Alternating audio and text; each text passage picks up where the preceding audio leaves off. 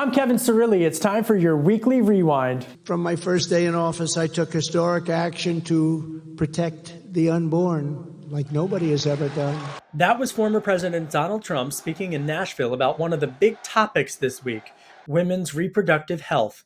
The issue was thrust back into the top of the political conversation after Alabama's state Supreme Court ruled that those who discard unwanted embryos for in vitro fertilization are at risk of being held liable for wrongful death. It's an issue that has now dominated the campaign trail as both Trump and Nikki Haley have tried to articulate their positions on the issue. And Republicans were pressed on it at the Conservative Political Action Conference. Nikki Haley says she's not getting out of the presidential race, regardless of the results of the Republican South Carolina primary. Will House Republicans move to impeach President Biden? We still don't know.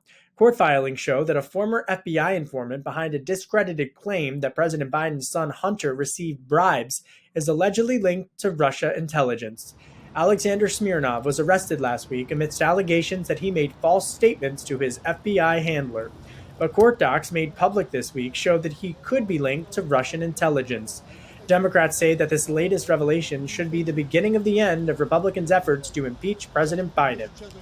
It comes the same week that the House Oversight Committee, chaired by James Comer, met behind closed doors with President Biden's brother, James, who denies allegations of any wrongdoings in the family's international business dealings.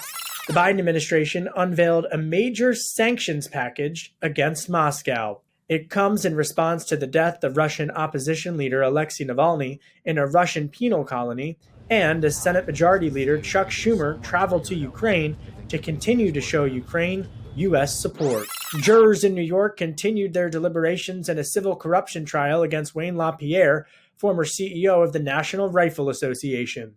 LaPierre resigned from the NRA just as the trial was beginning, in which the NRA leadership is now accused of wasting millions of dollars in lavish spending. LaPierre's legal team is taking a page out of the Trump legal defense playbook and calling it a political witch hunt. Trump is selling shoes. Trump went to a sneakerhead haven in Philadelphia to debut $400 kicks that are gold with an American flag imprint and red bottoms. They're called the Never Surrender High Tops. And for the first time in more than 50 years, the United States has returned to the moon.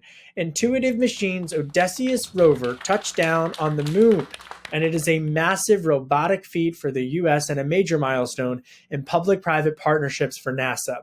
NASA plans to send astronauts to the moon later this decade, and this is the first time that the United States has returned to the moon since NASA's famed Apollo moonwalkers.